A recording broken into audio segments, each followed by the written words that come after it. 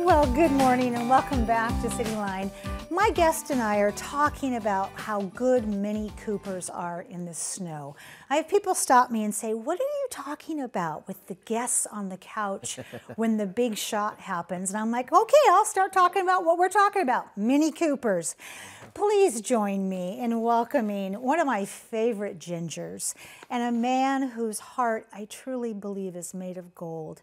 I'm talking about Brian Flint, who is the executive director of the beloved organization Sound Outreach. Welcome back to the couch. Thank you. Thank you. I brought my Santa socks. Okay, Cheryl, can we get a Yeah. There it is. There you go.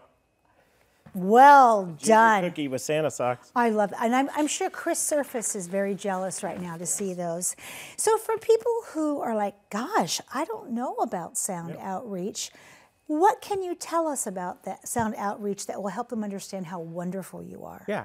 So we're a nonprofit located on the hilltop. We serve Pierce County and South King.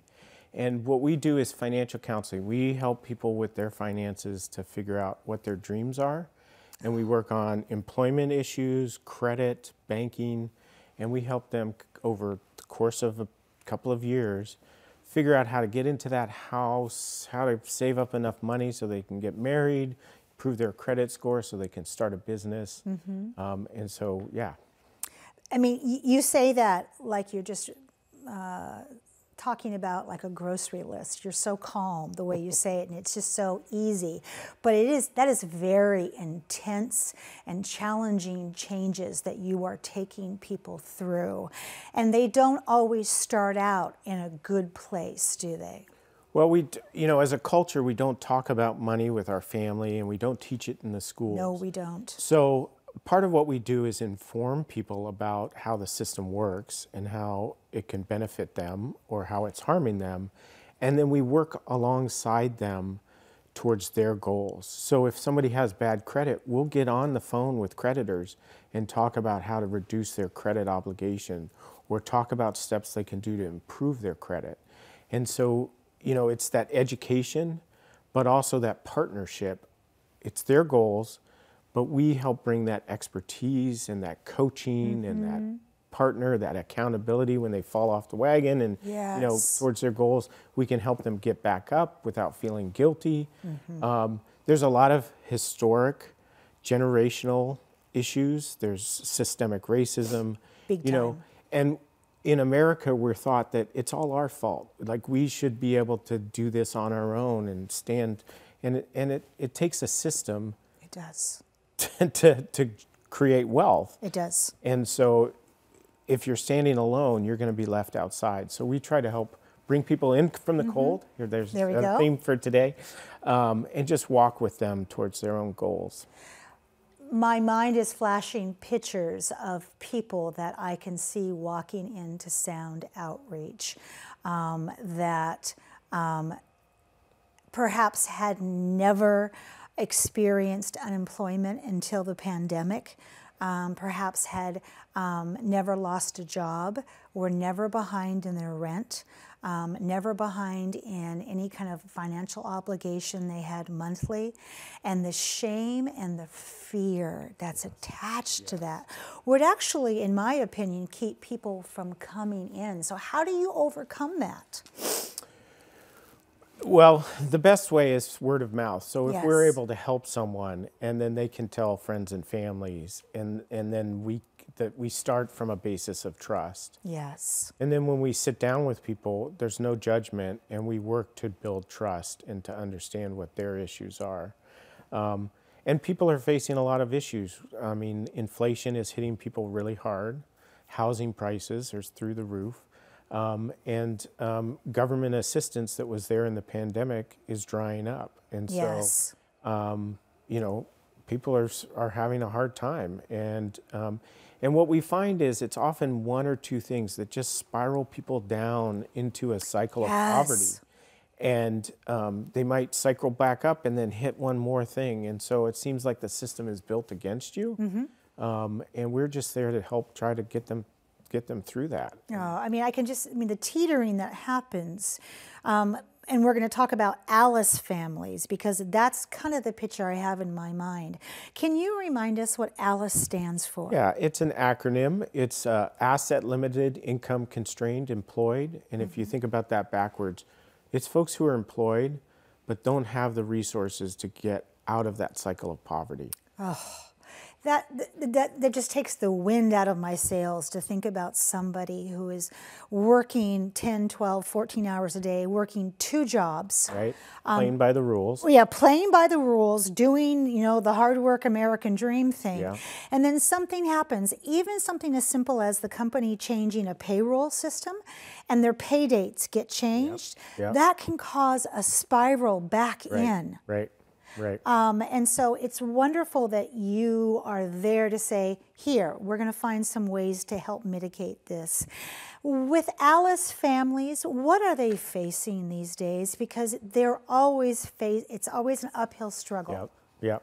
Well, and I kind of mentioned it in terms of the inflation, a rising costs, housing prices. I mean, I know people who were looking to buy a home and that is just gone because the interest rates have gone up so much and the cost has gone up so much. So housing is a huge part of it for people.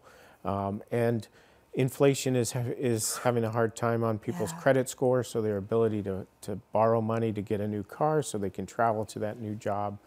Also, everybody, struggling with, do I want to travel to that new job? Yeah. Do I want to do that job where I'm washing dishes all day for minimum wage? Exactly. Is that really how I want to spend my time? So our folks are struggling with, what's that career path for me that gives me life other than just a paycheck? And especially after COVID, we're asking all of those, how do we belong again, questions.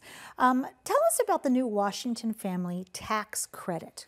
Yeah, so this is a new tax credit available to people who are low and moderate income. It's up to $1,200 that's available to qualified families.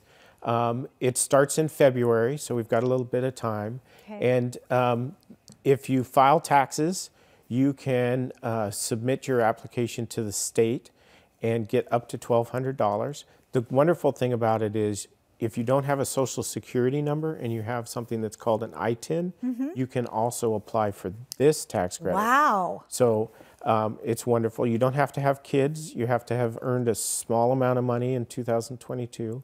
And there are between 40 and 50,000 households in Pierce County that could be eligible for this. That is impressive. Yeah, so we're working hard to get the information out.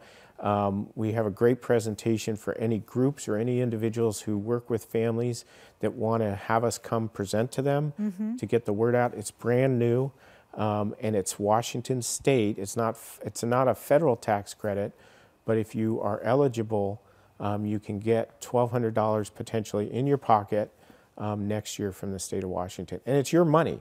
You're paying taxes, so it's your money. That is good news, let me tell you. I can just think of like the United Way bringing you in and talking to some of the people that they also help, because they are very Alice focused as well. Yes. Tell us about your work with seniors, because inflation, transportation, unhoused individuals, poverty, lack of employment, that's not going away. Yeah. Yeah, so we have several programs that work specifically with seniors. We have a dedicated financial counselor that will work with seniors, and we see just what you mentioned in terms of dealing with transportation, medicine, rent, how do you pay for your bills. We have someone that will sit down with seniors and talk through those issues and figure out how to navigate those. We have, for seniors who aren't eligible for utility assistance from their utility, we have $200 a year that we can assist for heating costs, for your electricity or gas, for any qualifying senior. So anybody who contacts us who's struggling to pay their utility bill, who's over 60 years old, can potentially have that assistance. And then the other program we have is called Sheba. Yep. And those are volunteers that help people with unbiased information about Medicare. And we just finished open enrollment. We helped over 700 people with their questions. And there's a lot of shysters out there, and there's a lot of people who have a vested interest in providing certain information. We don't have any of that. So we have trained volunteers. If folks call us, they can ask any question about Medicare, and we'll help talk them through what the answers are or help get them information so that they can make good decisions for themselves. And that's eligible to anybody 60 or over. That is amazing. I'm going to be 60 in 2023. Give us a call. So yeah, I'll give you a call because I think about those things. And I have an 84-year-old mother-in-law that has taken advantage of that kind of advice. And she was utterly confused as we were. So thank goodness Sound Outreach understands that and can give us some good, unbiased information. Okay, last question. Yeah. Who do we need to thank? And what partnerships are you really excited about? Well, we have to start with United Way. So the work we do is integral to their Center for Strong Families and their mission.